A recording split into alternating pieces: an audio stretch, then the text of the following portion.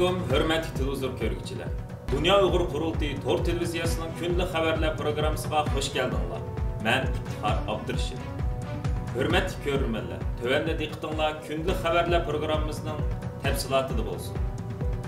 Dünya Uyğur Qurultayının rəisi Dolqun Eysa başçılığındakı Qurultay heyəti Şivsiyədəki 2 günlük xizmət ziyaretini bugün, yəni 18 may günü rəsmi başladı. Bugün düşdən burun Şivsiyanın paytaxtı Stockholm'a yetib gələn Dolqun Eysa əpəndimin aerodromda Şivsiya Uyğur Birliğinin rəisi Baxtunur Abdurrahim və məzkur təşkilatının heyət əzaları. Şundaqla Qurultayının Şivsiyədəki bir qism vəkilləri qızğınlıq bilan kütüb aldı. Qurultay rəisi Dolqun Eysa başçılığındakı məzkur heyətinin bu qatımkı Şivsiya ziyaretinin asaslı məqsədi bolsa, Uyğur Sot kollegiyasının Uyğur irqi qırğınçılığı və insaniyyət qarşı cinayət qararını Şivsiya hökumətiga etiraf qıldırış, Uyğur irqi qırğınçılığını Şivsiya parlamentinin etiraf qilishini qo'lga keltirish, Şivsiya hökumətidən Uyğur məcburi əmgəkiga çetishlik məhsulotlarının import qilinishini cheklashni talab qilishdan iborat bo'lib, BDT Kişilik Huquq Kengashining Oliy komissari Michel Bacheletning oldimizda elib bormoqchi bo'lgan Sharq Turkiston ziyorati va BDT tarafidan o'tgan yil hozirlangan Uyğur Kişilik Huquq umumiy doklatining e'lon qilinishining tak hozirgacha kechiktirilish qatorliqlar bu qatimki ziyoratning muhim temasi bo'ladi. Dolqun Eysa әпәндим bu qatimki ziyorat jarayonida Şivsiya parlamentining bir qism a'zolari, Şivsiya Tashqi ishlar ministrligining mas'ul xodimlari va ba'zi siyosiy partiyalarning mas'ullari bilan, shundaqla xalqaro kechirim tashkiloti qatorliq ba'zi kishilik huquq tashkilotlarining mas'ullari bilan keng doirada uchrashish ilib boradi. Undan boshqa Dolqun Eysa әпәндим yana Şivsiyada yashayotgan bir qism Uyg'ur jamoati bilan suhbat ilib berib, ularning qurultoy va milliy da'voyimizga munosabatli turli savollarga javob berishga tirishadi. Ondan burunmu Dolqun Eysa əpəndim yuqarqı məqsəddə Norvegiya, Finlandiya və Daniya qatarlıq Şimali Avropa dövlətlərini ziyaret qılıb bir qatar mühim uçuruşlarda bolğan idi. Bu qatımkı Şivsiya ziyarəti Dolqun Eysa əpəndimnin Şimali Avropa dövlətləri qılğan xizmət ziyaretinin axırqı bekiti olub hesablanıdı. Birleşken Devletler Teşkilatı Kişilik Huquq Oliy Kengashining komissari Michel Bacheletning Sharq Turkiston ziyarati har qaysi axborot sohasining diqqat markazida bo'lib atqanda, Irlandiya parlamentining a'zolari va bir qism senatorlar Uyg'urlar masalasini markaz qilgan holda Michel Bacheletga ochiq maktub yo'lladi. Maktubda ular BDT Kişilik Huquq Oliy Kengashi tayyorlab chiqqan Uyg'urlar haqidagi dokladning hozirgacha e'lon qilinmasligidan alohida eskartish bilan birga buni tezdan e'lon qilishni talab qilgan. Shuningdek, Irlandiya parlamentining Uyg'ur qirg'inchilik haqida qaror olganligini, BDT qarmog'idagi 50 nafar mustaqil kishilik huquq mutaxassisining Uyg'urlar haqidagi reallikni zamonimizdagi eng chong haqlar dafsanchiligi deb xulosa chiqarganligini tilga olgan.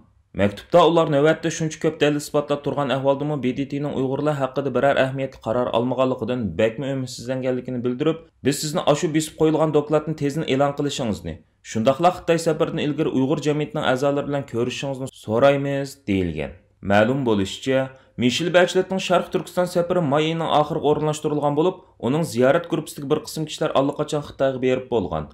Ammo navbatda xalqaro jamiyat Michel Bacheletning bu qatim Xitoy safarining shaklan safaridan boshqa narsa bo'lmaydiganligini olg'a surmoqda ekan. O'tganda Irlandiya parlamenti Uyg'ur sud kollegiyasining hukmnomasini parlamentda maxsus muzokara qo'yib, Uyg'ur irqiy qirg'inchilik haqida maxsus qaror qabul qilgandan keyin Dunyo Uyg'ur Qurultayining raisi Dolqun Eysa boshchiligidagi heyət Irlandiyani ziyorat qilib, Irlandiya parlamentiga bevosita minnatdorlik bildirgan edi. 14 may kuni Qirg'iziston Uyg'urlar ittifoq jamiyati shoir Lutfulla Mutallib tug'ilganligining 100 yilligiga bag'ishlab jumhuriyatlik cho'ng mashrab uyushtirdi. Mashrab Bishkek shahridagi Avad choyxonasida o'tkazildi. İttifaq jamiyatining raisi Asqar Qosimiy әпәндимning ichilish nutqi bilan boshlagan mazkur mashrab poytaxt Bishkek shahri va har qaysi viloyat noyalaridan kelgan Uyg'ur jamoat vakillaridan bo'lib 300 dan oshiq kishi qatnashdi. Mashrab Uyg'ur xalqining an'anaviy kollektiv ko'ngil ichish soruni va madaniyat sorunidir. Odatda Uyg'urlar mashrabdan iborat ommaviy sorun orqali yosh avlodlarni ruhiy va axloqiy jihatdan tarbiyalaydi. Ularga jamoat qoida-usullarini o'rgatadi. Mashrab, ya'ni milliy an'analarni saqlash va rivojlantirishda muhim rol o'ynaydi. London universitetining professori Rachel Harris xonim Yer shari ovozi qanlig'i bergan bayonotida mashrabning Uyg'ur tili, adabiyoti, milliy kimligi, madaniyat boyligi va ijtimoiy turmushni rivojlantirishda intayin muhim rol o'ynaydiganligini ta'kidlagan edi. Qirg'iziston Uyg'urlari yillardan buyon mashrabning mazmunini tixim betish uchun uning Uyg'ur xalqining tarixi, adabiyoti, san'ati va madaniyatiga oid voqealarga bog'lab o'tkazmoqda. Bu qatimqi mashrab bo'lsa shoir Lutfulla Mutallib tug'ilganligining 100 yilligiga bag'ishlandi. Mazkur mashrab yana Yevropadan kelgan tadqiqotchi Roni Stenberg әпәндimi qatnashdi. Roni Stenberg әпәndi mashrab qilgan so'zda o'zining Sharq Turkiston bo'lgan vaqtlarda cho'ng ko'lamli mashrablarning cheklanganligini tilga oldi. U bugungi kunda Uyg'ur mashrablarning Xitoy hukumati tomonidan umumyuzlik cheklanganligidan to'liq afsuslanganligini bildirdi. Lutfulla Mutallib 1922 yil dunyoga kelgan. 1932 yildan 1936 yilgacha G'ulji shahrida Tatar boshlang'ich maktabida, 1936 yildan 1939 yilgacha G'uljidagi Rus gimnaziyasida, 1939 yildan 1942 yilgacha Urumchidagi Sobiq Shinjon institutida o'qigan. Institutni tamomlagandan keyin Urumchida chiqadigan Shinjon gazetining Uyg'ur bo'limida ishlagan. 1943 yil Lutfulla Mutallib militarist Jallod Shingsay tomonidan Aqsuv shahriga surgun qilingan.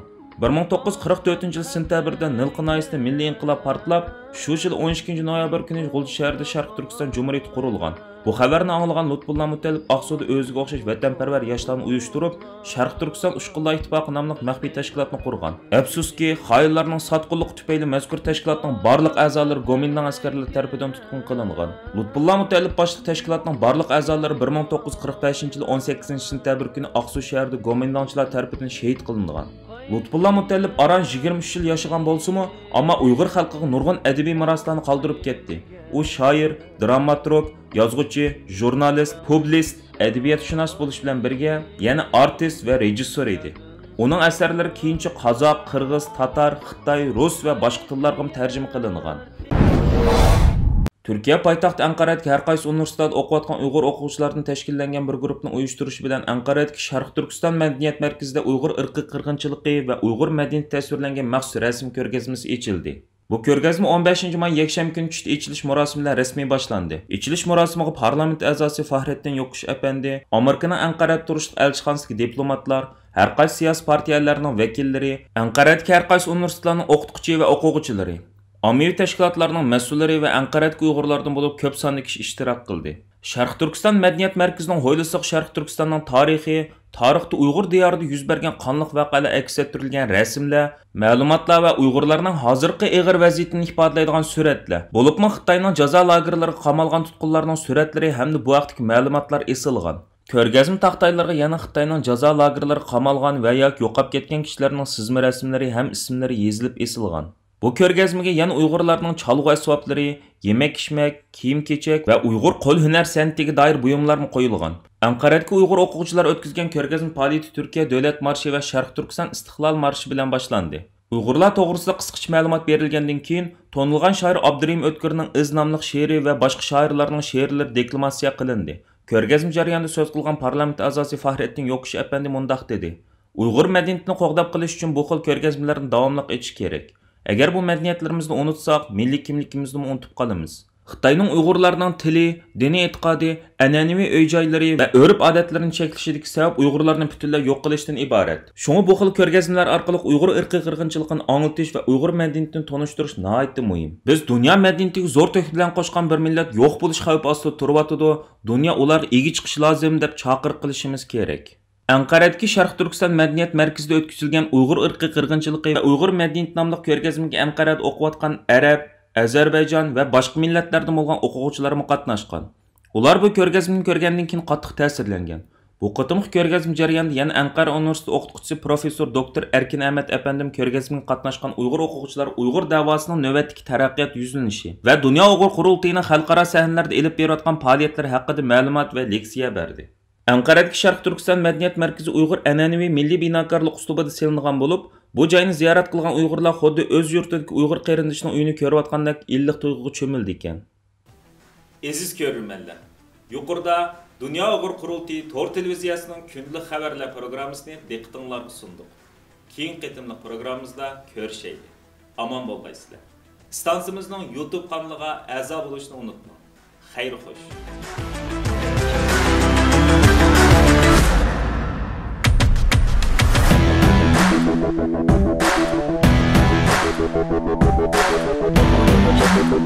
Thank you.